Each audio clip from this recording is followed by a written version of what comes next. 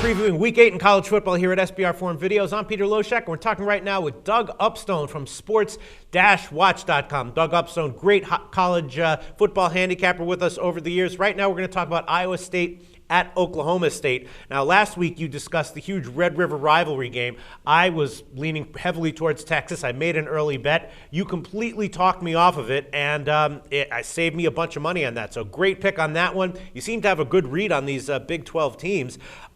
This is a tough line, though. Oklahoma State's a 14 or 14.5 point home favorite, and of course they are playing here with revenge. Last year, Iowa State, upset them when they were ranked number 2, I think. And Iowa State, though, they came within 6 of Kansas State last week, which is very impressive, but they also lost to Texas outright at home. And we've seen, with the Red River rivalry, that Texas might be a bit overrated themselves. So I'm not sure which side you're going to pick here. I'm assuming you're going to pick Oklahoma State minus the points. Let's see what you have to say. Doug Upstone, go. All right. Well, last week when I saw the first score of Oklahoma State and Kansas at 20-14, I assumed it was a halftime score, not the final score.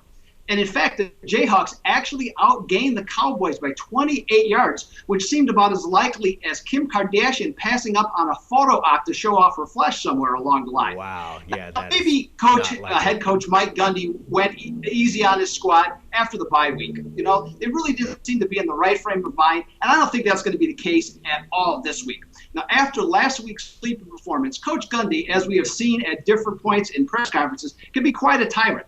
And I think he will stress to his team that the 116 yards rushing last week isn't going to cut it for a team that averages 263.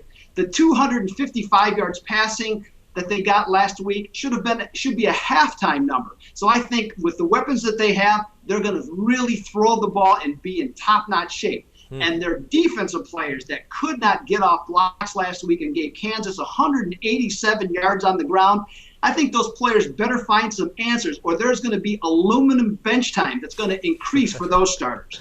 Now, most football bettors know the Cowboys are terrific, 27-15 as a home favorite since 2000. But what not everybody does know is Okie State is 30-15-1 when double-digit chalk. Now, here's 2 caveats that I believe will matter.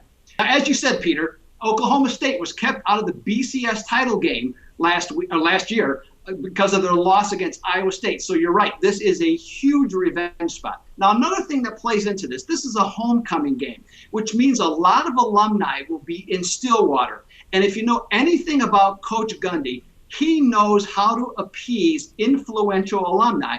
And he knows that many of those people are oil people who are not afraid to wager on their favorite team. Now, some head coaches do not care one hoot about any point spread, but others will allow information to get their way, and they'll make their own decisions.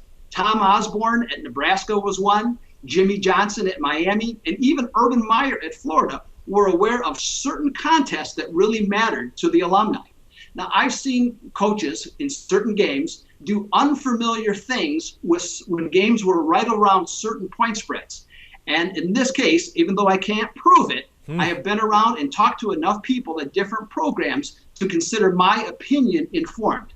I think Coach Gundy is one of these guys, and in this situation, I'll take the Cowboys to lasso Iowa State by 23 or more. Wow. Doug Upstone, you are awesome. What an awesome analysis that was. Yeah, that angle those are the real angles that actually definitely do matter as much or more as other angles. It's interesting to me because you've had a great read on Iowa State games in general this year, and you tend to bet on them, especially as an underdog. But here they are getting 14 points, and you're saying bet against them. I am completely on board, Doug. Thanks. Great analysis.